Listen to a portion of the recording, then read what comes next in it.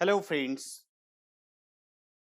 आप सभी लोगों का अनअकैडमी के ऑनलाइन लर्निंग प्लेटफॉर्म पर तहे दिल से स्वागत है। आप देख रहे हैं आपके सामने हमारी टीम जो कि आपकी सफलता के लिए पूरी तरह से कटिबद्ध है। और आपके सामने ये जो एक्सपर्ट खड़े हुए हैं अपने अपने क्षेत्रों के सबसे ज्यादा सिद्धहस्त हैं। और यहाँ पर इन्होंने कई लोगों की सफलता को सुनिश्चित किया और उनको सफल बनाया। तो आइए आप भी जुड़िए। Let's crack UPSC CSC Hindi. आइए हम लोग, आप जानते हैं, हालांकि फिलहाल मैं बता दूं, मेरा नाम लौकुश पांडे है। मैं पिछले 7 वर्षों से ज्योग्राफी, साइंस, टेक्नोलॉजी, एनवायरमेंट और इकोलॉजी मुखर्जी नगर के प्रसिद्ध संस्थानों में पढ़ा रहा हूं। Crack UPSC CSC Hindi with largest learning platform of India, जहां पर आपको लाइव क्लासेस और साथ ही बेस्ट एजुकेटर के साथ में आपको तैयारी के मौके मिलेंगे। तो आप यहाँ पर देख सकते हैं, ये सारे के सारे आपको यहाँ पर मौका मिलने वाला है सबके साथ में। ठीक है, तो आइए जुड़िए और अपने सफलता को सुनिश्चित कीजिए। और आपको सबसे पहले हमसे जुड़ने के लिए आप अपने फोन के जो प्ले स्टोर है वहां से अनअकैडमी लर्निंग ऐप को डाउनलोड करना है। फिर उसके बाद आपको वहां पर हमारा सारा का सारा जो प्रोसेस है, पढ़ने के जितने भी क्लासेस हैं वो आपको समझ में आएंगे। और बहुत इंपॉर्टेंट बात, अभी 5 जो है एक्सक्लूसिव बैच स्टार्ट किए गए हैं जो कि कंप्लीट प्रिपरेशन के लिए फुल्ली डेडिकेटेड है, जो कि 21 और 22 के लिए पूरी तरह से, अगर जिसका फाउंडेशन लेवल है, जो फाउंडेशन करना चाहता है, वो इससे पूरी तरह से जुड़े। हाँ, आइए सभी लोगों को good morning, good evening good morning ही निकलता है आप लोगों के साथ। चलिए कोई नहीं, आइए। ये आपके सामने जो दिखाई दे रहा है, ये जो मिशन यूपीएससी 2022 है या 2021 है, इन सबको आप देख सकते हैं। पूरा बाइलिंगुअल में भी है, हिंदी बैच भी है और यहाँ पर इंग्लिश बैच भी है। सारे के सारे आप देख सकते हैं कि सब ये 27 अप्रैल से शुरू हो चुके हैं, इसलिए आप जल्दी कीजिए, अब लेट ना कीजिए। ठीक है, आगे देखिए, यहाँ पर भी आपको मिलेंगे बाइलिंगुअल और लेट नाइट वाला भी बैच आपको मिलने वाला है। यहाँ पर शुरू हो गया है, जो कि लेट नाइट में, जैसे जो जॉब करने वाले हैं, काफी लेट हो जाती है, लेट नाइट हो जाती है, तो आप यहाँ पर आकर के कर सकते हैं। ठीक है, आइए। और साथ ही अगर आप सब्सक्रिप्शन आप लेना चाहते हैं तो मैं आपको बताऊं कि LP10 का जरूर इस्तेमाल कीजिए अपने रेफरल कोड में, क्योंकि आपको LP10 इस्तेमाल करने से आपको जो है 2 साल का जो होता है मात्र जो है 10% डिस्काउंट के साथ में आपको 43,200 पड़ेगा। अगर ये ऑफलाइन बैचेस के हिसाब से देखा जाए बेटा, तो ये बहुत बहुत बहुत कम है। ठीक है, और इसलिए, और साथ ही आपको यहाँ पर मल्टीपल एक्सेस और भारत के जो सबसे बड़े बड़े या सबसे अनुभवी टीचर्स हैं या एजुकेटर, उनके साथ आपको मिलेगा, सौभाग्य मिलेगा और साथ में आपकी सफलता को सुनिश्चित किया जाएगा। आप देख सकते हैं, अगर 2 साल का लेते हैं तो 75% आपको ऑफ मिलता है। देख रहे हैं, यानी 2,000 रुपए महीने का भी ढंग से नहीं पड़ रहा है। तो कुल मिला जुला करके आप यहाँ पर ये देख सकते हैं और आप इससे जुड़िए। और अगर आप सिर्फ 12 महीने का चाहते हैं कोर्स, तो आपको 36,000 में ये अवेलेबल है। ठीक है, और सारे के सारे मैंने आपको बताया, इसमें आपको ढेर सारी चीजें मिलेंगी। जैसे मैंने कहा कि इसमें आपको पहला तो पूरा स्ट्रक्चर्ड कोर्सेज मिलेंगे, और फिर उसके बाद जो लाइव कोर्सेज हैं, और उसके बाद मल्टीपल एक्सेस, मतलब आप जितनी बार चाहो उसकी, जब तक आपका कंफर्म ना हो कोई टॉपिक, तब तक आप उसको करते रह सकते हैं। ठीक है, आप पूरी तरह से क्लियर। बेटा ऑफलाइन में ये सारी चीजें फैसिलिटीज नहीं होती, एक बार आप कर लिए तो कर लिए, दूसरी बार नहीं। और साथ ही यही नहीं, आपका यहाँ डाउट सेशन क्लासेस भी चलते हैं। आप पूरी तरह से एकदम फ्री हैं, जब तक चाहे तब तक आप पूरे के पूरे क्लास में पूरा डाउट आप अपना क्लियर कर सकते हैं। तो इस तरीके से आप देख सकते हैं कि इसमें जुड़ने से आपको बहुत ज्यादा, है ना, फायदा है और साथ ही आपकी सफलता को सुनिश्चित कराने का पूरा योगदान। यहाँ पर ये देखिए, अनअकैडमी यूपीएससी का चैंपियनशिप प्रोग्राम है, जिसमें ऑल इंडिया लेवल पे मॉक टेस्ट चलाए जा रहे हैं। तो वहां पर आप जो है इनरोल करा सकते हैं फ्री में, और आपको भारत के सर्वश्रेष्ठ लर्निंग प्लेटफॉर्म का के साथ में जुड़ने का सौभाग्य मिलेगा और सफलता को सुनिश्चित करने के अवसर भी मिलेंगे। चलिए फिलहाल आज हम लोग शुरू करते हैं सेल डिवीजन, है ना। लगभग लगभग हम लोग आगे बढ़ रहे हैं। हाँ भाई, सारे के सारे लोग आगे हैं, बिल्कुल सही। बेटा मैं साइंस भी पढ़ाता हूँ। देखिए मेरे सब्जेक्ट जो हैं वो बहुत जल्दी आने वाले हैं, ये सारे के सारे। मैं साइंस एंड टेक्नोलॉजी पढ़ाता हूँ, ज्योग्राफी पढ़ाता हूँ, है ना, और जैसे इकोलॉजी इन्वायरमेंट पढ़ा रहा हूँ।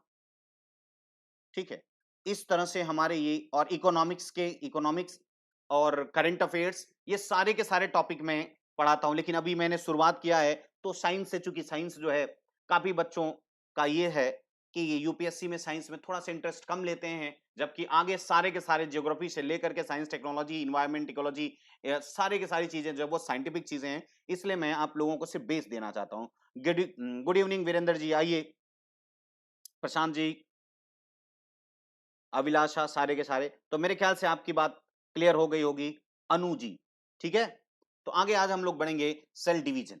आखिर सेल डिवीजन की जरूरत क्या है, क्या है ये सेल डिवीजन, इसको हम समझने की कोशिश करेंगे। भाई आप जब आप मां के गर्भ में आते हैं तो मात्र एक कोशिका में आते हैं मेरे बच्चों।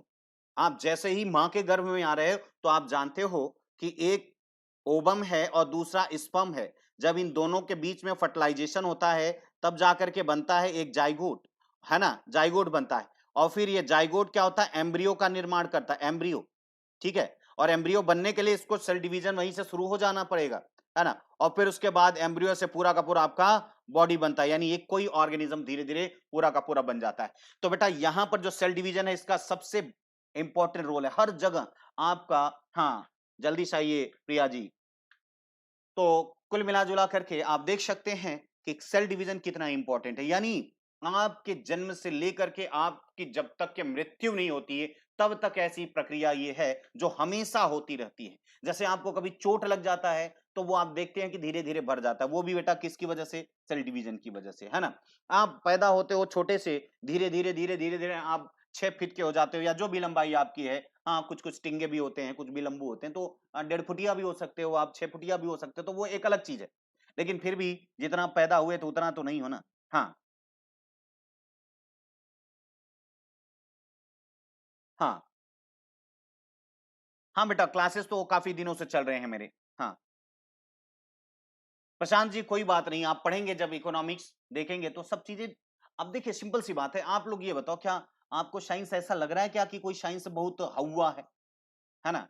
लोग इसमें इंटरेस्ट नहीं लेते बेटा, क्यों? जबकि आपको पता है हर सब्जेक्ट का आपको एक साइंटिफिक तरीके से करना है, ठीक है ना। बिल्कुल, इसलिए आप बिल्कुल, इकोनॉमिक्स तो बहुत सिंपल है बेटा। इकोनॉमिक्स के इस चारों इर्द गिर्द घूम रहे, सिर्फ अपनी इकोनॉमिक स्थिति को बनाने के लिए तो सब कुछ कर रहे हो, है ना।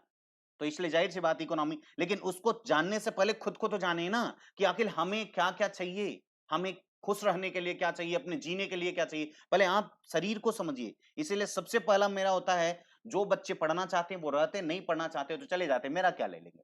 इसलिए सबसे पहले ध्यान रखिएगा कि आपको, हाँ, हाँ, तो इसलिए आप इसको समझने की कोशिश कीजिए बेटा। मैं बहुत कोशिश करता हूं कि आप लोगों को समझा सकूं। देखिए मैं जानते हो कि मेरी आदत जो थी बेटा वो ऑफलाइन वाली थी। ऑनलाइन में तो अभी मैं जुड़ा हूं, ठीक है। क्योंकि मेरे पास ऑफलाइन से जब नहीं समय मिलता तो अब क्या है, अभी मैंने देखा कि जो दुनिया जो है वो बढ़ रही है ऑनलाइन की तरफ, क्योंकि ये सबसे बेस्ट मुझे ऑप्शन लगा। ऑफलाइन से बढ़िया ऑप्शन ऑनलाइन होता है, लाइव क्लासेस, क्योंकि हर समय आप एक एक डाउट को क्लियर कर सकते हो। कभी कभी मैंने देखा है कि जब क्लासेस में मेरे सैकड़ों सैकड़ों सैकड़ों स्टूडेंट बैठते थे, मेरी क्लास में तो कभी कभी 600 700 बच्चे बैठते थे जो छठी स्क्रीन पे वो हमें देखते थे। लेकिन समस्या फिर क्या होती थी कि मैं उनसे कभी भी बात नहीं कर पाता था। समस्या है यहाँ पर, हर बच्चे, यहाँ पर आप लोग आ ही कितने रहे हो, इसलिए मुझे लगता है कि यहाँ पर तो बहुत कम ही लोग रहते हो। एक एक बच्चे का मैं नाम ले सकता हूँ, एक एक बच्चे को मैं देख सकता हूँ, यहाँ पर सारे सबको कर सकता हूँ। लेकिन वो चीजें यहाँ पर आप जितनी बार चाहे उतनी बार कर सकते हैं, जितनी बार एक्सेस करना चाहे उतनी बार एक्सेस कर सकते हैं। इसलिए ऑनलाइन क्लासेस बेटा वो ऑफलाइन के कंपैरिजन में फार बेटर होती, बहुत ज्यादा, बहुत अच्छी होती है। इसलिए ठीक है, फिलहाल तो हम लोग सेल डिवीजन देख ले। तो सेल डिवीजन की आवश्यकता क्या है, आपने कहा सर ग्रोथ चाहिए, डेवलपमेंट, ग्रोथ एंड डेवलपमेंट के लिए, बॉडी की ग्रोथ एंड डेवलपमेंट के लिए, है ना। और हीलिंग्स ऑफ वुंड्स की बात करें, यानी घावों को भरने के लिए चाहिए। और साथ ही अपने जैसे संतति को पैदा करने के लिए सबसे मेन चीज यहां पर यानी वंश बढ़ाने के लिए भी इसकी जरूरत पड़ेगी।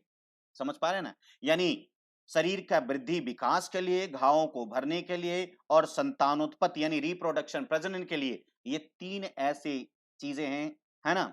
हाँ, हाँ बेटा, ये मैं इवनिंग में अपनी क्लासेस कर लिया हूँ, ठीक है। तो अब आप देखिएगा, क्योंकि देखिए जो शुरुआत कर रहा हूँ बेटा मैंने, मई से जो है वो ज्योग्राफी की सारी क्लासेस अब शुरुआत हो जाती है। और सबसे पहले हम लोग उसमें शुरुआत करेंगे मैपिंग की। पहले आप दुनिया को तो जानो, पहले दुनिया है कहाँ पर, ठीक है। फिर उसके बाद जो है हम लोग शुरू करेंगे एक एक क्लासेस। अब उसमें दो दो क्लासेस हो जाएंगी, एक सुबह एक शाम, ठीक है। बेटा तबस्सुम जी लगभग लगभग जो है बायोलॉजी की क्लासेस काफी हो चुकी हैं, इसलिए बेटा उसको आप जो पुराने हैं रिकॉर्डेड वीडियो उनको आप जरूर जाकर के देख लीजिए। आपके क्लासेस में पूरे यकीन के साथ कहता हूं कि ये पूरे के पूरे आप समझ जाएंगे, है ना। लगभग लगभग बेटा कंप्लीट ही हो गई हैं मेरे ख्याल से, है ना। प्रशांत जी अगर देखा जाए, प्रशांत पाल जी, तो ये लगभग लगभग समाप्त हो चुकी है, बहुत ज्यादा नहीं है। अब हम लोग ज्योग्राफी की तरफ बढ़ेंगे, बाकी जो भी बीच में आते रहेंगे और जैसे मुद्दे आएंगे करंट से संबंधित वो सारी चीजों को हम लेंगे। अभी तो मैंने यहाँ पर शुरुआत किया है ना बेटा, तो अभी तो शुरू में सब सारी चीजें होंगी, ठीक है ना। हाँ, तो आप यहाँ पर देख सकते हैं कि मैंने कहा कोशिका विभाजन, तो कोशिका विभाजन जो है वो 3 मेन कार्य उसका है। क्या करना, आपके शरीर की, भाई आप बच्चे की तरह पैदा हो रहे हैं, और अरे बच्चे की तरह क्या, बच्चे ही पैदा होते हैं, तो फिर धीरे धीरे आप बढ़ते हैं। वो किसकी वजह से बेटा, सेल डिवीजन यानी ग्रोथ, है ना। आपकी बॉडी हर रंग रूप में बदलती है, डेवलपमेंट, वो भी सेल डिवीजन की वजह से। आपके कहीं चोट लग जाती है, घाव हो जाता है, वो धीरे धीरे भर जाता है, हड्डियां टूट जाती हैं, हड्डियों को एक जगह पर सेट कर दिया जाता है, अपने आप वो जुड़ जाती हैं। वो सब क्या है, सेल डिवीजन के परिणाम स्वरूप। आप जानते हैं कि संतान उत्पत्ति के लिए जो है ना, उसके लिए भी विभाजन की क्रिया जो है बहुत मस्ट होती है। यानी इस तरीके से आपने देखा कोशिका विभाजन की बहुत आवश्यकता होती है ना। आइए हम लोग बात करते हैं, तो कोशिका विभाजन वास्तव में है क्या, इसको हम समझने की कोशिश करते हैं, है ना। वेरी गुड बेटा, बहुत सही। अच्छा, प्रोवाइड करा दें पीडीएफ, बहुत जल्दी हो जाएगा बेटा। मैं अपना बना रहा हूं टेलीग्राम, और आप सभी लोगों को टेलीग्राम बहुत जल्दी भेज दूंगा, घबराओ नहीं, ठीक है ना।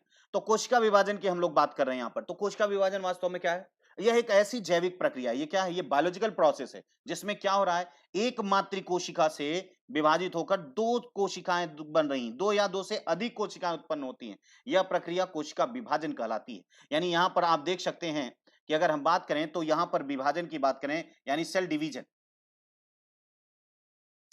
तो आपने देखा कि सेल डिवीजन वास्तव में क्या बेटा, ये बायोलॉजिकल प्रोसेस है ना, जिसमें एक कोशिका दो या दो से अधिक कोशिकाओं में, जैसे सेल डिवीजन मैंने कहा सामान्यतः अगर यूकैरियोटिक सेल में देखी जाए तो दो प्रकार की है। एक को आप बोलते हैं माइटोसिस, एक को माइटोसिस बोलते हैं, और एक को हम क्या बोलते हैं बेटा, मियोसिस। यानी एक को समसूत्री विभाजन बोलते हैं, समसूत्री, और एक को बोलते हैं अर्धसूत्री, अर्धसूत्री विभाजन। देखिए, तो यहां पर जब माइटोसिस होगा तो यहां पर एक कोशिका से जो है, एक मातृ कोशिका से दो डॉटर कोशिकाएं पैदा हो जाएंगी, यानी दो संतति कोशिकाएं होंगी।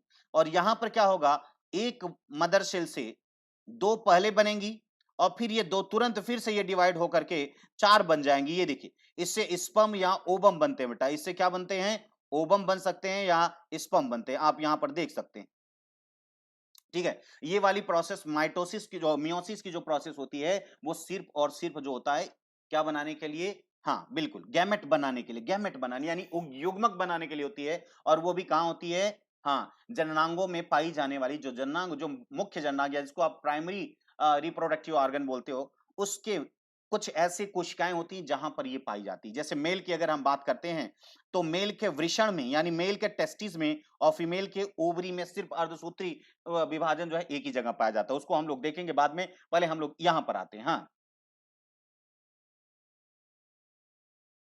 हाँ, हाँ, बिल्कुल सही, बहुत सही, प्रशांत जी ने बहुत बढ़िया बताया कि सोमैटिक सेल में सर माइटोसिस होती है, और जर्म सेल में जो है वो मियोसिस होती है। वेरी गुड, बहुत सही। हाँ, सोमैटिक सेल का मतलब मैंने आपको बताया भी था शायद एक आध बार, अगर आपने पूरा वीडियो देखा होगा तो उसमें मैंने बताया था कि सोमैटिक सेल का मतलब, जो आप सोमैटिक का मतलब होता है कायिक। सोमैटिक को हिंदी में क्या बोलते हैं, कायिक। सोमैटिक का मतलब समझ रहे हैं ना, सोमैटिक, इसको हम हिंदी में बोलते हैं कायिक। कायिक मतलब जो है काया बनाने वाली, आपके बॉडी की बॉडी, काया मतलब बॉडी, समझ रहे हैं ना। तो ये ध्यान रखिएगा, आपके बॉडी की जो ये मतलब काया बनाने वाली जो कोशिका है उसको हम कायिक कोशिका बोलते हैं, इंग्लिश में इसको सोमैटिक सेल बोलते हैं। तो सोमैटिक सेल में जो भी विभाजन होता है वो क्या होता है, समसूत्री होता है, और इसमें क्या होता है, अर्धसूत्री। ये समसूत्री और अर्धसूत्री क्या है, ये थोड़ा सा हमको ध्यान में रखना होगा बेटा। वास्तव में होता क्या है, आप जानते हैं कि अगर ह्यूमन की बात करें तो ह्यूमन के एक कोशिका, आपको मैंने बार बार बताया कि ह्यूमन के एक कोशिका में कुल कितने, गुड इवनिंग पूनम जी, जल्दी करिए, बहुत लेट कर रहे हैं आप लोग, भाई बताइए। हाँ, बिल्कुल बेटा, मैं कोशिश करता हूँ कि सारी चीज़ें आपको समझ में आ जाएँ, और मैंने आपको बताया, देखिए सिंपल सी बात है बेटा, आपको हंस की तरह बनना पड़ेगा जो कि मोती चुनता है ना? और आप अगर उसके अंदर क्वालिटी क्या होती है आप जानते हो, दूध और पानी को मिला दीजिए तो सिर्फ वो सॉरी, सिर्फ वो दूध को लेता है और पानी को छोड़ देता है। सिर्फ इसी तरीके से आपको लेना है ना? फालतू लोग यहाँ पर भी कुछ लोग हमेशा बने रहते हैं, लेकिन क्या करेंगे? हम उनको सुधार नहीं सकते, उनके जीन में ही कुछ परिवर्तन हो चला है ना? हाँ, बिल्कुल वही चीज़ें। तो यानी कहने का मतलब माइटोसिस आपने देखा कि माइटोसिस क्या है? इसको बोलते हैं समसूत्री। नाम से समझ में आया। सूत्र क्या है यहाँ पर? गुणसूत्र भाई, गुणसूत्र, है ना? अभी मैं सारा चीज़ बता रहा हूँ, फिर दिखा दूँगा, आप घबराओ नहीं। तो गुणसूत्र क्या होता है? भाई आप जानते हो गुणसूत्र में ही तो सब कुछ है, वही तो जेनेटिक मटेरियल है। ये मान लीजिए इसमें 46 है, तो इसमें भी 46 और 46 होना चाहिए। हाँ, बिल्कुल। यानी जब मातृ कोशिका सॉरी, जब संतति या पुत्री कोशिका में गुणसूत्रों की संख्या मातृ कोशिका के समान होती है, तो ऐसे विभाजन को ही हम समसूत्री विभाजन कहते हैं। लेकिन उसका यहाँ पर थोड़ा-सा अलग देखेंगे। यानी ऐसा विभाजन जिसमें संतति कोशिकाओं में गुणसूत्रों की संख्या मातृ कोशिकाओं में गुणसूत्रों की संख्या की जस्ट आधी हो जाती है। इसी कारण से इसको अर्धसूत्री विभाजन कहते हैं, यानी मियोसिस कहते हैं। भाई जाहिर-सी बात है, आप ध्यान समझिएगा, जाहिर-सी बात है कि हमारा या ये एक याद रखना बेटा, प्रत्येक प्रजाति में, हर जाति में हमेशा जो जीनोम यानी जो जेनेटिक मटेरियल है, उनकी मात्रा क्या होनी चाहिए? एक समान होनी चाहिए, हमेशा बराबर होनी, यानी कांस्टेंट होनी चाहिए। जैसे आपने देखा कि यहाँ 46 है, तो यहाँ पर भी 46 होना चाहिए। अब यहाँ पर आपने कहा कि सर यहाँ तो 23 हो गया, तो बेटा आप जानते हो ये स्पर्म में 23 है, इसी तरह से ओवम में 23 होगा। अब जब ये दोनों मिलेंगे तभी ना कोई ऑर्गेनिज्म बनेगा, तभी ना कोई संतान बनेगा। अब ये जब दोनों मिल जाते हैं तो फिर से 46 हो जाता है, यानी 46 नंबर जो है वो पूरी तरह से क्या होगा? कांस्टेंट होगा किसी भी कीमत पे। ठीक है? इसीलिए आप इसको ध्यान में रखिएगा। और यहाँ पर जब सोमैटिक कोशिकाओं में जब इस प्रकार का विभाजन होता है, तो इसका जो मुख्य काम होता है, ये जो मेन काम करता है, ये आपके शारीरिक ग्रोथ, शारीरिक विकास के लिए जिम्मेदार है। यानी बच्चा पैदा होता है वहां से लेकर के युवावस्था या हमेशा मृत्यु तक, हमेशा जो विभाजन होता रहता है वो कौन सा होता है? ये हमेशा विभाजन ये नहीं होगा बेटा, है ना? यानी मियोसिस हमेशा नहीं होता है, क्योंकि मियोसिस में तो सिर्फ स्पर्म या ओवम बनेंगे, तो स्पर्म और ओवम बनने के दौरान ही ये वाली प्रोसेस होगी। लेकिन माइटोसिस आपके जीवन के अंतिम पल तक ये बराबर होती रहती है। हाँ, बात अलग है कि दर जो है उसकी क्या हो जाती है? अलग हो जाती है। जैसे बच्चा, जब आप देखते हो कि बच्चा बड़ी तेजी से बढ़ रहा होता है, तो आप देखते हैं बच्चा बड़ी तेजी से बढ़ता है, इसका मतलब है कि उसमें जो सेल डिवीजन हो रहा है, सोमैटिक सेल, वो बड़ी तेजी के साथ में हो रहा है। और एक समय ऐसा आता है, देखिए 2 चीजें होती हैं, एक तो सेल का डिवीजन हो रहा है, और यानी एक, और दूसरा होता है सेल का रिप्लेसमेंट, यानी नई कोशिका बन रही, पुरानी कोशिका को हटा रही, पुरानी जो मरती जा रही उसके पास हटाती जा रही। शुरुआत में क्या होता है, दोनों हमेशा प्रोसेस होंगे, क्या? सेल डिवीजन और सेल का रिप्लेसमेंट दोनों साथ होता रहता है, ध्यान से देखिएगा। हाँ, तो जब सेल डिवीजन शुरू हुआ और सेल डिवीजन का जब शुरुआत हो रही है, और दूसरा आपने कहा कि सर रिप्लेसमेंट, मतलब जो पुरानी कोशिकाएं, क्योंकि आप जानते हो बेटा डेली डेली करोड़ों करोड़ों की संख्या में जो है कोशिकाएं डेली डेली पुरानी होती रहती, हटती रहती, नया आता रहता है, हटती रहती, नया आता रहता है। तो एक समय क्या होता है, जब बचपना होता है, तो आप बढ़ते क्यों? क्योंकि जो डिवीजन का रेट है वो रिप्लेसमेंट के रेट से ज्यादा है, तो वो जुड़ती चली जाती है। लेकिन एक स्टेज आता है जब आप युवा हो जाते हो, युवा में तो जितना डिवीजन हो रहा है उतना रिप्लेसमेंट हो रहा है, जितना डिवीजन हो रहा है उतना रिप्लेस, यानी इसीलिए अब आपकी लंबाई जो है ना, लंबाई बढ़ती बढ़ती नहीं, ठीक है ना, सिर्फ चौड़ाई बढ़ेगी, तो लंबाई में अब थोड़ी सी समस्या आ जाएगी, यानी सब चीजें ग्रोथ नहीं होती, यानी अब हड्डियों का जो सेल डिवीजन होता है वो एकदम स्टैग्नेंट हो जाता है, जितना होगा उतना रिप्लेस होता है। इसी तरह से दूसरी हम अगर बात करें, लेकिन जब वृद्ध होने लगते हो तो रिप्लेसमेंट तेजी से होने लगता है, डिवीजन कम, इसीलिए देखिए पुरानी की पुरानी बची रह जाती है, पुरानी वाली, है ना, और नई नई कम हो जाती है, तो धीरे धीरे धीरे धीरे वृद्धा होता जाता है, और एक समय ऐसा आता है कि रिप्लेसमेंट इतना ज्यादा हो जाता है कि बनने की क्रिया कम हो जाती है, वो सीधे सीधे दुनिया से चला जाता है। इस तरीके से आप समझिएगा कि हाँ बिल्कुल, मियोसिस, मियोसिस जो होता है, मैंने आपको बताया बेटा कि आप जानते हैं कि जो प्राइमरी प्राइमरी रिप्रोडक्टिव ऑर्गन है ना, जो प्राइमरी यानी जो मुख्य जननांग है, मुख्य जननांग में अगर मेल की बात करें तो जो टेस्टिस है, वृषण है, वो वृषण में पाई जाने वाली जो कोशिकाएं होती हैं, जर्म सेल, उसमें होता है। और इसी तरह से अंडाशय जो फीमेल में जो होता है प्राइमरी रिप्रोडक्टिव ऑर्गन, उसमें होता है अंडाशय, उसमें जो होता है वो उसमें जो जर्म सेल होती है उससे बनती है एग सेल, वहां पर सिर्फ माइटोसिस होता है, मियोसिस होता है, तो यहां पर आप समझ गए होंगे। तो कोशिका विभाजन आप समझ लीजिए कि कोशिका विभाजन एक जैविक प्रक्रिया है जिसमें क्या होता है, मातृ कोशिका से दो या दो से अधिक बने, अगर मियोसिस है तो आपने देखा 4 बन जाते हैं, माइटोसिस है तो 2 बन जाते हैं। बस अंतर यह है कि जब 2 बनेंगे तो उसमें समान गुणसूत्र होंगे, अगर 4 बनेंगे तो आधा-आधा हो जाएंगे, क्योंकि बेटा वो आपके शरीर में नहीं रहेंगे, वो फिर से एक दूसरे से फ्यूज करेंगे, फर्टिलाइज करेंगे और फिर नई संतति पैदा करेंगे, इसलिए वो आधा-आधा होते हैं। मैंने आपको क्या बताया, किसी भी प्रजाति में गुणसूत्रों की संख्या सदैव समान होनी चाहिए। अगर कुछ बढ़ घट गया बेटा तो वो आदमी नहीं, पता नहीं क्या हो जाएगा जैसा होगा। तो विभाजित होने वाली कोशिका या मातृ कोशिका, विभाजन के फलस्वरूप बनने वाली कोशिकाओं को हम पुत्री कोशिका कहते हैं या संतति कोशिकाएं कहते हैं। ठीक है, इतनी बात क्लियर हो रही है? हाँ, आइए रघुवीर जी, गुड इवनिंग, आइए आगे। अब देखिए, कोशिका विभाजन के द्वारा ही, ये ध्यान रखिएगा बेटा, कोशिका विभाजन के द्वारा ही क्या होने वाला है? कोशिका विभाजन के द्वारा जीवों के शरीर की वृद्धि और विकास यानी ग्रोथ एंड डेवलपमेंट दोनों हो रहा है। इसी के क्या होता है, घाव भरते हैं, यानी हीलिंग होती है, जो हीलिंग ऑफ वुंड्स यानी घावों का भरना, इसी के कारण होता है। ये देखिए, प्रजनन यानी रिप्रोडक्शन के एवं क्रम विकास के लिए भी आप जानते हो, यानी आपका वंशानुक्रम, वंश बढ़ता रहे, यानी प्रजनन के लिए ये भी जरूरी होता है। कोशिका विभाजन की प्रक्रिया में कोशिका का जीनोम, वही जो मैंने बताया बेटा, जो जेनेटिक मटेरियल है वो हमेशा क्या होगा, अपरिवर्तित, यानी 46 गुणसूत्र हैं तो सदैव 46 होने चाहिए आपके ऑर्गेनिज्म में, किसी भी कोशिका में 46 से ज्यादा या 46 से कम नहीं होने चाहिए, यही है।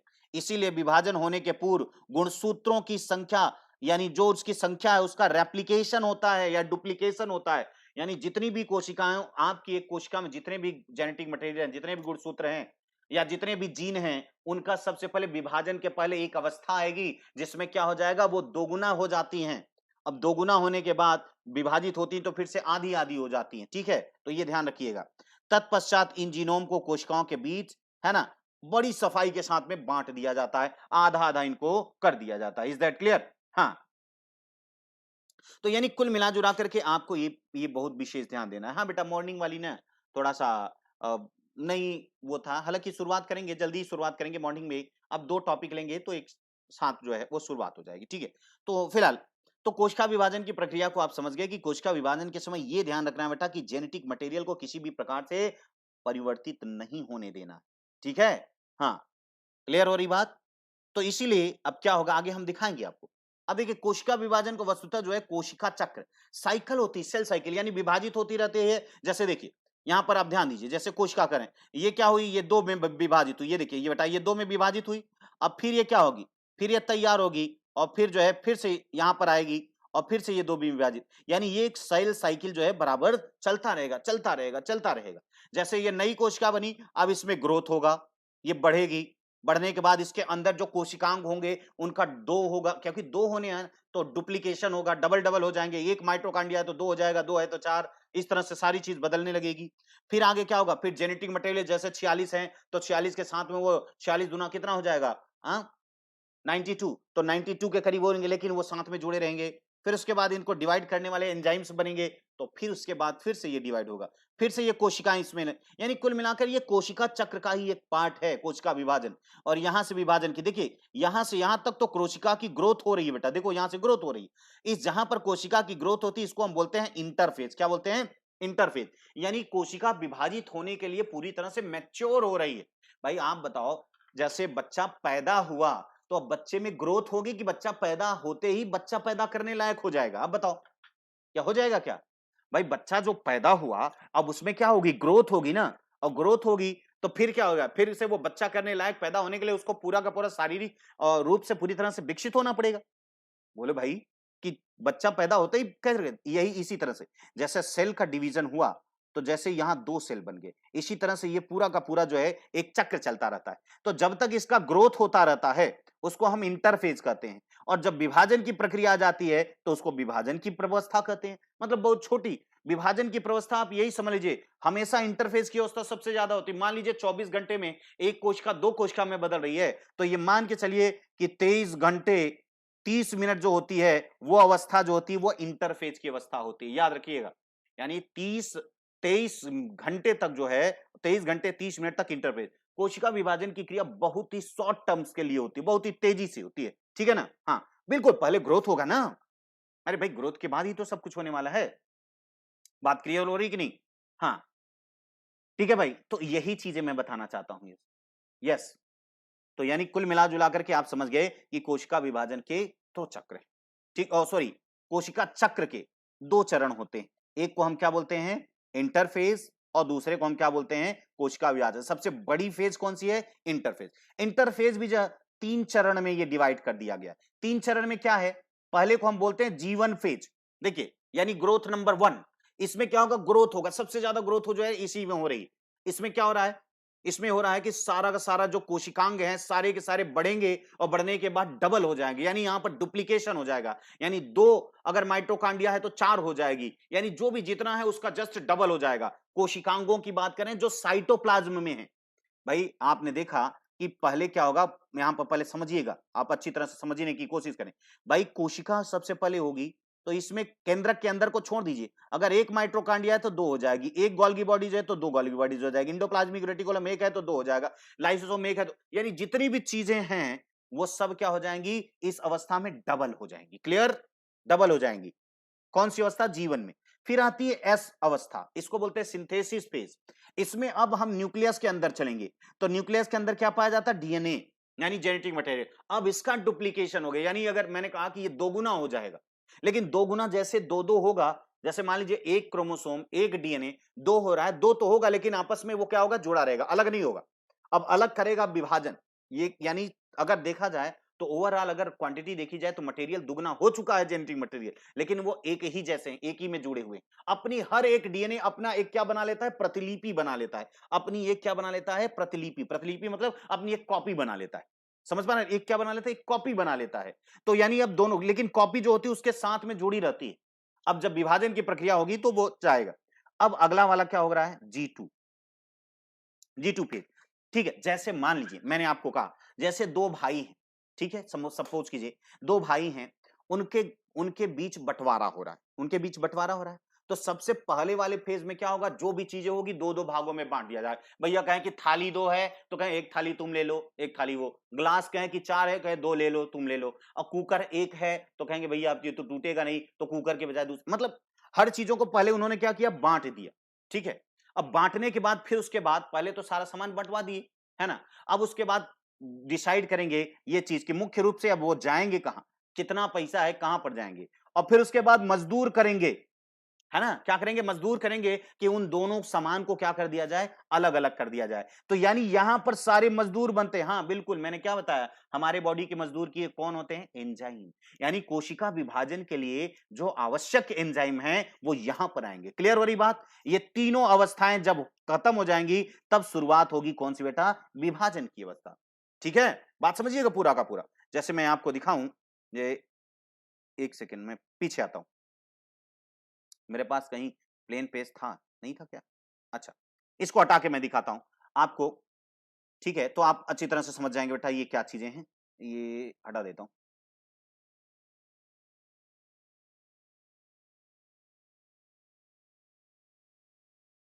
देखिए उसको पूरा समझ रहे हैं, हमको एक एक चीजों को बहुत बारीकी से समझ लेना है। हट जा बेटा। देख, मैंने कहा कि सबसे पहले ये कोशिका है बेटा, ये सेल है। ठीक है, ये सेल जो है ये पूरी तरह से अब ये विभाजन के फेज में आ जा रहे, तो इसको हम बोलेंगे एम फेज। एम फेज मतलब मियोसिस वाला हो रहा है, माइटोसिस हो रहा है, एम फेज है। ठीक है, यहां से ये होगा, और फिर यहां से देखिए, यहां से ये दो दो पार्ट में बट गया, ये मियोसिस से दो हो गया ना, ये मियोसिस हुआ तो कितने हो गए, दो हो गए। अब फिर से ये कोशिकाएं जो है क्या होंगी, ग्रोथ होगा इनका। तो इनका ग्रोथ हुआ तो इसको हम बोलेंगे जीवन। जीवन में क्या हो जाएगा, जीवन फेज में क्या होगा, ये ग्रोथ होगा, इसमें सारी चीजें क्या हो जाएंगी बेटा, डबल हो जाएंगी, डबल। यानी ये क्या हो जाएगा, ये सब क्या हो जाएंगी, डबल हो जाएंगे, डबल। ऑर्गेनल, ऑर्गेनल क्या हो जाएंगे, सब डबल हो जाएंगे।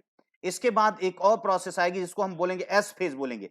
एस फेज में क्या होगा, एस फेज में सब तो डबल यहां हो चुके हैं, अब जेनेटिक मटेरियल यहां पर डबल हो जाएगा बेटा, यानी बढ़ जाएगा, जेनेटिक मटेरियल दोगुना हो जाएगा। ठीक है, इसके बाद आती है आपकी कौन सी अवस्था, इसके बाद आपकी अवस्था आ जाएगी कौन सी, ये देखिए ये वाली अवस्था आ गई, जिसको हम बोलेंगे G2। G2 में क्या हो जाएगी, यहां पर सब चीजें तो बन गई, अब इनको अलग करने वाले सारे क्या आ जाएंगे, एंजाइम्स आ जाएंगे बेटा। सारे एंजाइम्स आ जाएंगे जो किसमें पार्टिसिपेट करेंगे, कोशिका को विभाजन में। काहे लेट कर रहे हो राजन जी, लेट नहीं करना है आपको। क्लियर हो रही बात ये पूरा, हाँ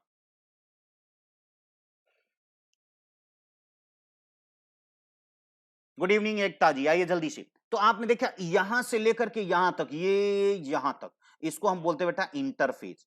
हालांकि बाहर लिखता हूं उसको, अंदर लिखने पे मजा नहीं आएगा। अंदर तो यहां पर लिखेंगे ये क्या है, ये बेटा ये सेल साइकिल है, सेल साइकिल है ना, सेल साइकिल है। अब यहां से ये पूरी, यहां से अगर ये अवस्था पूरी देखी जाए तो इसको बोलते हैं इंटरफेज। इंटरफेज आप ये कह सकते हैं कि दो कोशिका विभाजन के बीच की, जैसे एक यहां पर विभाजन फिर दूसरा विभाजन, तो दो कोशिका विभाजन के बीच की जो पूरी प्रवस्था होती है उसी को हम क्या बोलते हैं, अंतरावस्था इसको बोला जाता है बेटा, या इंटरफेज कहा जाता है। इसमें सिंपल सी बात आपको समझना है कि जैसे ग्रोथ होगा उसमें जो जो चीजें, भाई अब मैंने आपको क्या बताया बेटा कि अगर कोशिका विभाजन होगा तो कभी भी जेनेटिक मटेरियल की या किसी भी चीज की कमी नहीं होनी चाहिए। ये हमेशा क्या होगा, स्टेबल होगा। बात क्लियर? हाँ हाँ ज्ञान जी, बिल्कुल। तो यानी इस तरह बात आप समझ गए, यही है आपका चक्र। और फिर यहां पर ये देखिए बेटा, अब यहां से यहां तक को हम इसको हटाते हैं, एक को, अब दो हो गया है ये जानते हो, ये इसीलिए मैंने इसको छोटा बनाया। यहां पर क्या है, अब ये कोशिका जैसे ये पूरी मैच्योर हो गई विभाजित होने के लिए, तो अब इसमें 4 फेज आएंगे। एम फेज में भी 4 फेज आएंगे, एक फेज, 2 फेज, 3 फेज और ये 4 फेज, यानी 1 2 3 और 4, फिर बन गया ये। एक को बोलते हैं हम प्रोफेज, यानी जो पहले सबसे पूर्वावस्था जिसको बोलते हैं, पूर्व की अवस्था, पी प्रोफेज। फिर आता है मेटाफेज, यानी मध्य की अवस्था, मध्य की अवस्था। और फिर उसके आता है पश्चावस्था, यानी एनाफेज, पश्च की अवस्था। और फिर लास्ट में आता है अंत्यावस्था जिसको बोलते हैं टिलोफेज। यानी 4 अवस्थाएं इसमें आएंगी, यानी वो 4 बार में बटेगा, ठीक है ना। हालांकि आप यहां पर देखेंगे तो ये वास्तव में जब एम फेज होता है तो एम फेज भी 2 पार्ट में होता है, एक को बोलते हैं कैरियोकाइनेसिस और दूसरे को बोलते हैं साइटोकाइनेसिस। यानी यहां तक जो है कैरियोकाइनेसिस का मतलब क्या हुआ, जब सेल, यहां पर ध्यान दीजिए बेटा, सेल जो होता है जब पूरी तरह से मैच्योर हो गया तो सबसे पहले जो विभाजन होता है ना, वो किसका, जैसे आप बताइए हमको, जैसे भाइयों में जब विभाजन होता है तो सबसे पहले क्या विभाजित होता है, पहले उनकी जमीन को बांटा जाता है ना। आप देखिए क्या जमीन को पहले बांटा जाता है या घर में जो नगद होता है, करेंसी होती है, उसको बांटा जाता है, थोड़ा सा हमको बताइएगा। सबसे पहले अगर बंटवारा हो रहा है तो घर में जो नगद रखा हुआ है उसको पहले बांटा जाता है या पहले जमीन का बंटवारा होता है, पहले बताओ हमको, बोलो भाई। किसका बंटवारा होता है, पहले जमीन जायदाद का या पहले घर में रखे कैश का? पहले रखे कैश का, बिल्कुल, है ना। हाँ सोनम जी आइए जल्दी करिए, आप लोग बहुत लेट कर जाते हैं भाई। ठीक है, बात समझ पा रहे ना, यानी कुल मिला जुला करके आप बातों को समझ पा रहे हैं। तो ये वास्तव में ये पहले अंदर गया ना, घर के अंदर, हाँ, जमीन और घर का पहले हो जाता है, क्या बात है भाई, पहले जमीन का होता है, पहले कैश डिवाइड होता है, पहले, क्या बात कर रहे हो आप तो। कभी कभी तो लास्ट तक आप देखते हो जमीन अभी तक भी भाई बट अलग अलग हो गए लेकिन अभी तक भी जमीन एक में ही रखी हुई है। तो जमीन सबसे लास्ट में होती, पहले घर के चीजों को बंटवारा किया जाता है। ठीक है, अच्छा वेरी गुड। कोई बात नहीं, जमीन का, भगवान ने करे आपको पता भी हो, क्योंकि ये जरूरी नहीं है, बहुत बेकार चीज होती है, घर में बंटवारा ना हो तो ही चाहिए, क्योंकि एकता में शक्ति होती। हाँ एकता, आपको ही बोल रहा हूं, एकता में शक्ति, ठीक है, ठीक है, कोई बात नहीं। तो यहां पर सबसे पहले वही चीजें देखना है, हालांकि इंपॉर्टेंट तो इसका कैरियोकाइनेसिस, कैरियन का मतलब मैंने प्रोकैरियोटिक और यूकैरियोटिक बताया था बेटा। कैरियन जहां पर भी आएगा आप हमेशा समझेंगे कैरियन का मतलब क्या होता है, न्यूक्लियस, इसलिए एक को बोलते हैं कैरियोकाइनेसिस। और काइनेसिस जहां पर लग जाता है इसका मतलब होता है बंटवारा, बांट, है ना, टूटना। तो यहां पर सबसे पहले इसका विभाजन होता है और इसी के विभाजन में 4 चरण लगते हैं और उसके बाद जो है जमीन यानी बाहर का जो साइटोप्लाज्म है उसका बाद में विभाजन होता है, वो आगे चल के विभाजन होता है, इसलिए उसको बोलते हैं साइटोकाइनेसिस। यानी अगर हम बात करें यहां पर तो एम, यानी विभाजन की जो एम अवस्था है वो भी 2 पार्ट में है, एक को हम बोलेंगे कैरियोकाइनेसिस और दूसरे को हम क्या बोलेंगे, साइटोकाइनेसिस। बेटा दोनों ध्यान से समझिएगा, अरे सब समझ जाएंगे, बड़ी सिंपल है।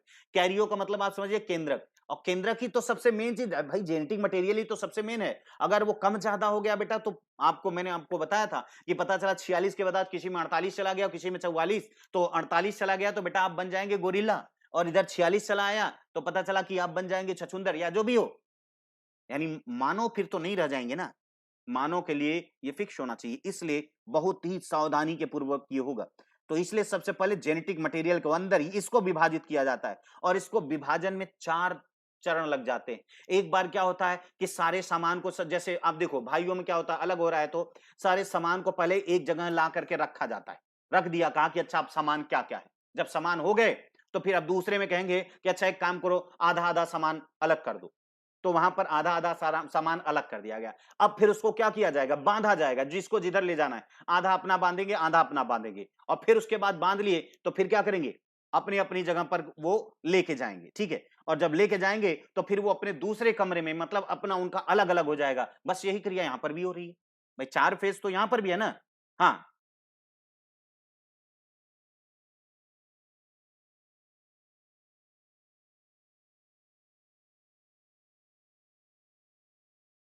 हाँ, यानी मैं देखिए बेटा, यहाँ पर मोटा मोटा समझना है आपको, यहाँ पर बायोलॉजी एक जनरल स्टडी के रूप में पढ़ रहे हो आप, समझ रहे हैं ना।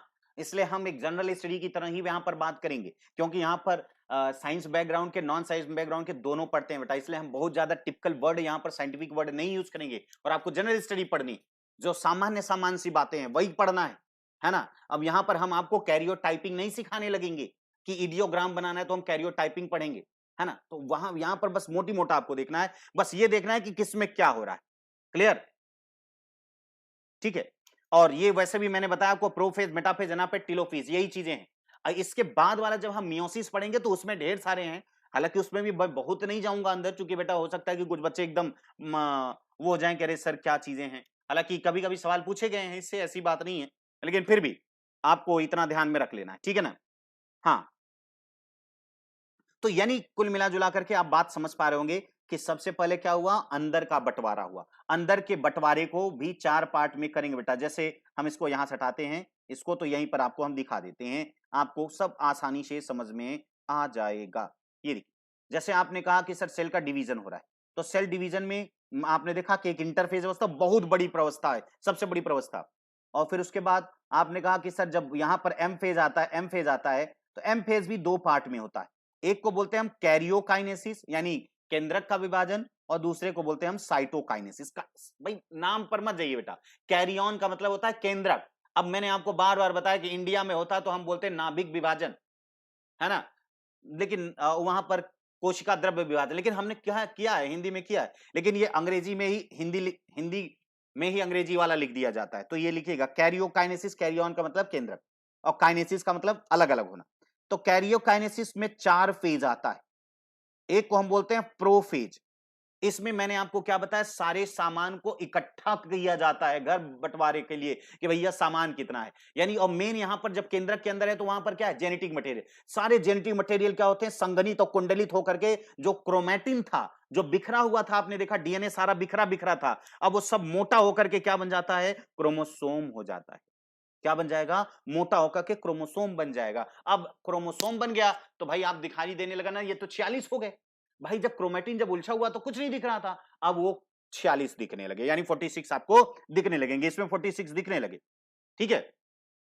और धीरे धीरे ये क्या हो जाएगी, ये गायब हो जाएगी, जो केंद्रक झिल्ली है वो पूरी की पूरी गायब, क्योंकि 2 पार्ट में बंटना है। तो भाई जो सारी की सारी चारों तरफ से जो दीवार थी, अब दीवार हटा करके अब उसी घर में 2 बनानी है, तो बीच में दीवार बनाना पड़ेगा, तो 2 बनना होगा ना। तो इसलिए भाई अलग होंगे तो बीच में दीवार बनेगी, इसलिए जो दीवार पहले से बीच में है उसको क्या कर दिया गया, हटा दिया गया दीवार को। तो इसमें देखिए दीवार भी हट गई, सारे सामान भी यहां पर व्यवस्थित हो गए। अगले वाले में सारा का सारा पूरा पूरा काउंट कर लिया गया, और काउंट करके एक लाइन में रख दिया गया कि भैया देखिए आधा आधा हो गया है, आधा आप ले जाइए आधा आप ले जाइए, ठीक है। अब अगले वाले में क्या करेंगे, अब आधा आधा करके यहीं पर बांध बूंद लिए हैं सब, बंधाई उधाई तो यहीं पर हो गई थी, लेकिन उसको आधा आधा करके एक लाइन में रख लिए, ठीक है ना। अब यहां पर क्या करेंगे, अब दोनों तरफ के लोग अपने अपने तरफ लेके जाएंगे, और जब अपनी तरफ पहुंच गए तो ये अंतिम अवस्था हो गई। तो प्रोफेज, मेटाफेज मतलब मध्य की अवस्था, फिर उसके बाद एनाफेज मतलब पश्चात, यानी उसके पश्चात क्या हो रहा है, पश्चिमी अवस्था क्या है, और टीलोफेज मतलब अंतिम समय में क्या हो रहा है, बस यही, और कुछ भी नहीं है, यही सब कुछ है, क्लियर ना। हाँ, तो आप देख लीजिए। और फिर उसके बाद क्या होगा, जब ये बट गया बेटा, ये 2 पार्ट में हो गया, यानी केंद्रक इस तरह जैसे सेल में 2 हो गया, तो बीच में क्या होगा, यहां पर भी ये बट जाएगा और ये दो दो कोशिकाएं बन जाएगी, क्लियर। तो इतनी बात क्लियर हो गई होगी मेरे ख्याल से। यहां पर आप देख लीजिए, मैंने आपको पूरा दिखा देता हूं। ये देखिए हमारी ग्रोथ वगैरह जो होगी वो कैसे होगी, जैसे देखिए हमें इसको क्या चाहिए, आप देखिए थोड़ा सा ध्यान से, ये देखिए, ये बच्चे की ग्रोथ होनी है तो आप जानते हो ये कोशिका, ये मतलब ये सोमैटिक कोशिका, मैंने हाथ दिखाया ना, तो ये देखिए इस तरह से ये डिवाइड हो रही है बेटा। आप देख रहे हैं ना, ये क्या हो रही है, ये विभाजन होता चला जा रहा है। इसमें आप देख सकते हैं, अब ये विभाजन लेकिन जो हो रहा है उसमें एक कोशिका चक्र होगा, ये इसको सेल साइकिल कहेंगे। ये वाली अवस्था आपको क्या कहलाएगी, ये जीवन अवस्था कहलाती है। ये वाला, ये पूरी अवस्था यहां से लेकर के यहां तक, ये देखो ये जहां तक हाईलाइटेड है, इस अवस्था को हम क्या बोलते हैं बेटा, इंटरफेज। देखिए जीवन की अवस्था में क्या हो रहा है, ये देखो ये माइटोकांड्रिया है, ये सारे के सारे क्या हो गए, डुप्लीकेशन, डबल हो गए। यही होता है ग्रोथ, और सबसे बड़ी प्रवस्था यही है। इसी प्रवस्था में सारी चीज, जेनेटिक मटेरियल सब डबल हो गए। दूसरा, जब सिंथेसिस फेज आता है तो उसमें ये देखिए डीएनए, डीएनए क्या हो गया बेटा, ये डबल हो गए, यहां पर जेनेटिक मटेरियल दो गुना हो गया। और G2 अवस्था में क्या है, ये देखिए सारे एंजाइम, कौन से एंजाइम, सेल के अंदर जो इन्हीं को अब अलग अलग करना चाहें करेंगे, वो यहां पर हो गया। इतनी इंटरफेज अवस्था में ये तीन बातें हमने बहुत अच्छी तरह से समझाई है। ओके, आप समझ गए होंगे मेरे ख्याल से। अब आती है माइटोसिस की बारी। तो माइटोसिस में आप देखते हैं कि ये मैंने आपको बताया था, माइटोसिस भी 4 पार्ट में है ना। माइटोसिस की क्रिया क्या होती है, पहले तो कैरियोकाइनेसिस, ये देखिए ये जो माइटोसिस का दिखाई दे रहा है ये कैरियोकाइनेसिस, ये पूरा बेटा क्या है, कैरियोकाइनेसिस है, ठीक है ना। हाँ, तो अब इसमें क्या होगा, ये देखिए पहला प्रोफेज चल रहा है, ये पूरा प्रोफेज, प्रोफेज में सारे के सारे मोटे हो गए, देख रहे हैं ये सारा डीएनए जो है अब क्रोमोसोम के रूप में बंधा हुआ है, बन गया है, ये सारा का सारा आप देख रहे हैं इतना है। और ये सेंट्रोसोम वही तारक का है जो मैंने आपको बताया था बेटा, सेंट्रोसोम, अब यही कोशिका विभाजन में काम करेगा। ये देखिए सेंट्रियोल्स जिसको, या सेंट्रोसोम आप बोलते हैं, ये तारे की तरह दिखाई देने लगा ना, इसलिए इसको तारक काय भी बोलते हैं, तारा जैसा दिख रहा है, आप देखो बेटा। और ये सारे के सारे तार लिए हुए हैं। अब यही क्या करेंगे, इसी को हम स्पिंडल फाइबर बोलेंगे। ये स्पिंडल फाइबर वही है बेटा जो मैंने कहा था साइटोस्केलेटन, यस बिल्कुल सही, आप समझ पा रहे हैं। अब ये देखिए ये यहां से बंध गया, ये पूरा प्रोफेज ही चल रहा है। अभी यहां पर ध्यान दीजिएगा बेटा, ये प्रोफेज चल रहा है। ये काइनेटोकोर होता है, जहां से जुड़ते हैं, यहां पर एक प्रोटीन होती है जिसको काइनेटोकोर, वहीं से ये बंध जाते हैं। ये प्रोफेज की अवस्था चल रही है, पूरी तरह से बांध लिया गया है और एक लाइन पे आ गए, अब शुरुआत हो गई, इसको बोलते हैं मेटाफेज। इसी मेटाफेज की अवस्था में ही हम लोग काउंट कर सकते हैं, क्योंकि भीड़ भाड़ में कितने लोग हैं हम नहीं काउंट कर सकते, लेकिन एक लाइन में खड़े हो जाए तो काउंट, इसी में हम कैरियोटाइपिंग करते हैं। अब देखिए एनाफेज में क्या हुआ कि ये सारे दोनों अलग अलग हो गए और अपनी यानी विपरीत ध्रुवों की तरफ ये जाने लगे। और लास्ट आता है आपका कौन सा, टीलोफेज। टीलोफेज में ये लास्ट चले गए और सारे के सारे यहीं पर देखिए फिर से ये क्या हो जाएंगे, फिर से ये क्रोमेटिन फाइबर में बदल जाएंगे। और यहीं से देखिए कोशिका विभाजन की भी शुरुआत हो गई है, यानी जैसे ही टीलोफेज आता है बेटा उसी समय से कोशिका या कोशिका द्रव्य का भी विभाजन शुरू। ये देखिए फिर से न्यूक्लियस बन गया, फिर से, यानी ये खत्म होता है आपका। इस तरह से दो कोशिका आपके सामने विभाजित होती, मतलब बनती हुई दिखाई दे रही थी। ये जो कोशिकाएं बनी हैं ये संतति कोशिकाएं हैं बनी। इस तरीके से आप समझ पा रहे हैं कि ये दोनों क्या है, ये संतति कोशिकाएं बन गई है। यहाँ पर सब अब क्रोमोसोम नहीं, सब क्रोमेटिन हो गया, क्रोमेटिन हो गया। अब फिर आती है बारी साइटोकाइनेसिस की, है ना, क्योंकि मैंने कहा दो पार्ट होते हैं, ये दोनों अलग हो गए, अलग हो गए। ये देखिए अगर लेकिन प्लांट होगा तो प्लांट के बीच से अलग हो रहा है बेटा, देखिए बीच में प्लेट, यानी बीच में दीवार बन जा रही है, सेल प्लेट, ठीक है ना, बीच में क्या बन जा रही है, सेल प्लेट बन जा रही है। क्लियर, सेल प्लेट के बन जाने से ऐसा हो जा रहा है। इज दैट क्लियर, मेरे ख्याल से बात आपको समझ में आ गई होगी। क्लियर, तो इस तरीके से ये पूरा का पूरा यही प्रोसेस हमेशा चलता रहता है। ठीक है, मेरे ख्याल से बातें आपको समझ में आ गई होंगी। ठीक है,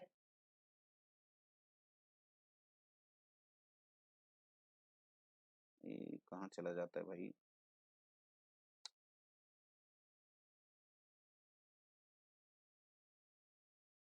हम्म, ठीक है, तो इतना आपने देख लिया बेटा, वही चीजें हमने यहां पर पूरा लिखा जो आप अभी देखे हैं, सारा का सारा सब चीज यहीं पर आपको मैं दिखा देता हूं। इंटरफेज, इंटरफेज की अवस्था तीन चरणों में बटी होती है, आपने देखा, G1 फेज, S फेज और G2 फेज।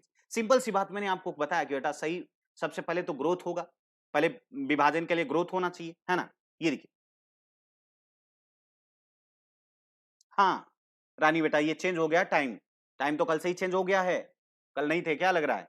चलिए तो अब देखिए, तो इस चरण में क्या होंगे, कोशिका के अंदर पाए जाने वाले सभी कोशिकांग क्या हो जाते हैं, द्विगुणन हो जाता है। द्विगुणन मतलब सब दोगुना हो जाते हैं बेटा, दोगुना, यानी डबल हो जाते हैं। सिंथेसिस फेज में याद रखिएगा अनुवांशिक पदार्थ का द्विगुणन, यानी डीएनए जो है डबल हो जाता है। 46 था तो अभी क्या हो गया, 92 हो गया, लेकिन 92 में अभी 46 ही पढ़ेंगे, क्योंकि आप देख रहे थे क्रोमेटिड एक दूसरे से क्या थी, जुड़ी थी, है ना।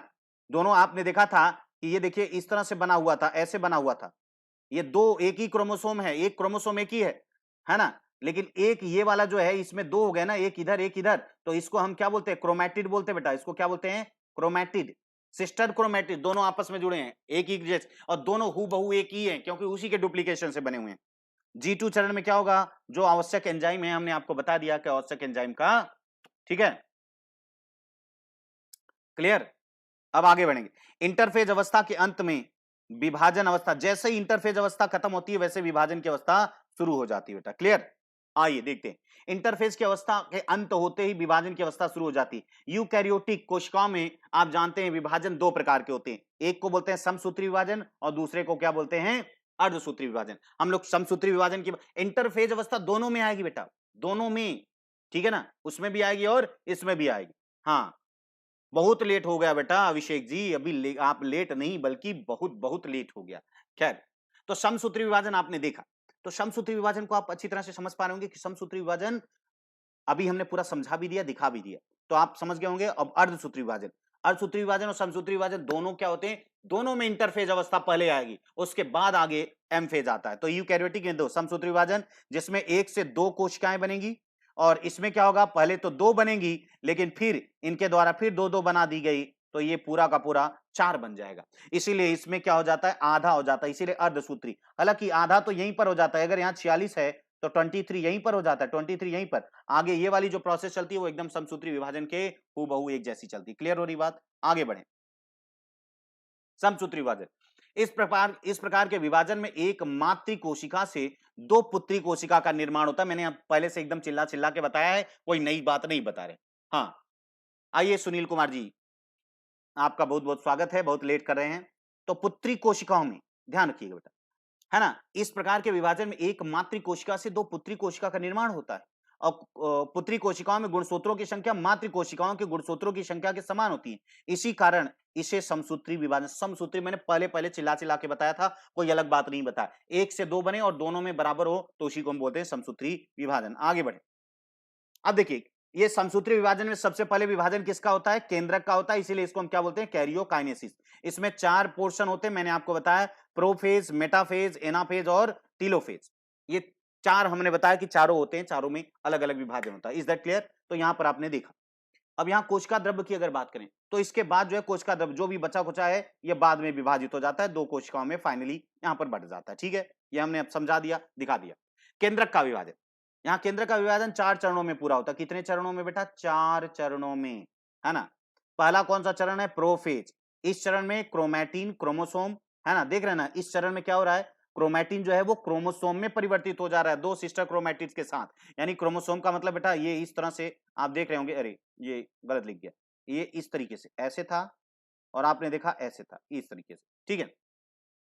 तो ये क्रोमैटिड है ना, दो दो क्रोमैटिड है बेटा, इसमें दो सिस्टर क्रोमैटिड, इन दोनों को हम क्या बोलते हैं, सिस्टर क्रोमैटिड बोलते हैं। ठीक है, ये दो में कहा कि क्रोमोस, ठीक है, जिसमें क्रोमोसोम है, ठीक है। क्रोमैटिन यानी जो डीएनए का जो धागा था वो मोटा हो गया, क्रोमोसोम बन गया। और तारक कहाँ है, दो भागों में विभाजित हो गया, आपने देखा था विभाजित हो चुका है ना, सेंट्रोसोम दो भागों में। और केंद्रक झिल्ली देखने आपने विलुप्त हो गई, तभी तो भाई तारक का है तो बाहर है ना केंद्रक के, केंद्रक झिल्ली के बाहर है, तभी तो वो बांधेगा, कैसे बांधेगा, रस्सियों से। तो इसलिए ये झिल्ली क्या हो गई, विलुप्त हो गई। अब वो क्या करेगा, तर्क तंतुओं से बांध लेगा। तारक काय से निकले, तर्क तंतु, वही स्पिंडल फाइबर जो आपने देखा था रस्सी से बंधे हुए थे, उसी को स्पिंडल फाइबर कहते, बांध लिया। भाई जब दीवार रहती तो कैसे बांधता, तो बांध के खत्म कर दिया। इतना काम हुआ किसमें, प्रोफेज में। आगे एक बात कर रहे हैं, मेटाफेज की बात करें। मेटाफेज यह अवस्था जो है गुणसूत्रों को एक लाइन में, आपने देखा था कि सारे गुणसूत्र जो है वो एक लाइन पे यानी इक्वेटर पे आ गए थे, सारे के सारे इक्वेटर पे आ गए थे सारे, और यहां से ये सारे के सारे इसको ये बांध रखे थे, आधा इधर से बंधा हुआ था, आधा इधर से बंधा हुआ था, तो सारे के सारे एक लाइन। और मैंने कहा कि सारे के सारे जब भीड़ भाड़ एक लाइन में खड़ी हो जाती है तो उसको आसानी से काउंट किया जा सकता है, इसीलिए कैरियोटाइपिंग यानी गुणसूत्रों को गिना इसी में जा सकता है कि कुल कितने गुणसूत्र पाए जाते हैं। क्लियर हो रही बात। एनाफेज की अगर बात करें तो इस अवस्था में सिस्टर क्रोमैटिड जो होती है ना, इस अवस्था में जो सिस्टर क्रोमैटिड या जो हाफ क्रोमोसोम की बात करें, आधा क्रोमोसोम जो था वो अलग अलग हो जाते हैं और विपरीत ध्रुवों की ओर आपने देखा कि विपरीत तरफ चलना शुरू कर दिए।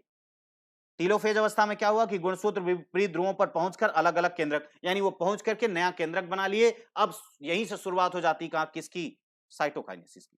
यहीं से शुरुआत हो जाती किसकी, साइटोकाइनेसिस। कोशिका द्रव्य का विभाजन भी यहीं से शुरुआत हो जाता है। ठीक है ना, यहां देखिए, अब यहां से कोशिका द्रव्य का शुरुआत हो गया क्या, विभाजन। केंद्रक के विभाजन के उपरांत कोशिका द्रव्य का विभाजन तुरंत शुरुआत हो, जैसे ही वो खत्म होने वाला, क्या खत्म भी पूरा टेलोफेज पूरा खत्म नहीं होता, तभी से इसकी शुरुआत हो जाती है। और अंततः दो संतत कोशिकाओं में विभक्त हो जाता है, अर्थात इस विभाजन के अंत में एक मातृ कोशिका से दो पुत्री कोशिकाओं में का निर्माण होता है। दो पुत्री कोशिकाओं में ये क्या हो जाता है, बदल जाती है। मेरे ख्याल से बातें आप तक अच्छी तरह से पहुंच पा रही होंगी, ठीक है। अब माइटोसिस, इसके द्वारा अगर देखा जाए तो इसके द्वारा जीवों के शरीर में वृद्धि और विकास दोनों होता है। इस क्रिया के फलस्वरूप घावों का भरना, वृद्धि और विकास जैसी क्रिया होती है। मेरे ख्याल से सारा का सारा बात आप समझ गए हो। बस इतना ही है और कुछ नहीं है बेटा, ठीक।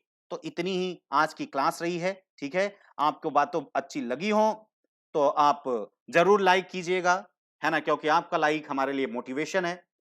और सब्सक्राइब कीजिएगा, जरूर सब्सक्राइब कीजिएगा अगर आप नए हैं चैनल पे तो, और साथ में बेल आइकन को जो है वो जरूर प्रेस कर दीजिएगा। और अगर आप इंटरेस्टेड हैं या आपको लगता है कि आपकी तैयारी में हम लोग कुछ सहयोग कर सकते हैं तो बिल्कुल आप जुड़िए। और मैं तो आपको बताऊं, इससे ज्यादा सहयोग कोई कर भी नहीं पाएगा। देखिए यूट्यूब पे तो हम आपको इंपॉर्टेंट टॉपिक ऐसे पढ़ाते हैं, लेकिन जब आप हमारी क्लास में आते हैं तो वहां पर हर चीजों को एक डिटेल, हर का एक अलग रूप हो जाता है। इसलिए आप जो है सब्सक्रिप्शन लीजिएगा तो LP10 जरूर प्रेस कीजिएगा, वहां पर जरूर डालिएगा, जिसमें आपको 10% का एडिशनल डिस्काउंट मिलेगा। और साथ ही अगर आप ऐसा करते हैं तो आप मेरे से सीधे डायरेक्ट आप हमसे जुड़ जाएंगे, ठीक है ना। हाँ, अगर और भी कोई भी ज्यादा क्वेरी है तो मैंने आपको बताया था कि मेरा नंबर है 9717381287, ठीक है। इस पर आप किसी भी तरीके से आप बात कर सकते हैं, व्हाट्सएप नंबर है ये, आप उस पर पूछ सकते हैं, ठीक है। अगर आपको जैसा भी लग रहा है, ठीक है, जुड़िए और अपने सपनों को, अपने भविष्य को एक सही आयाम दीजिए, ठीक है। बस आज के लिए इतना ही। Thank you so much.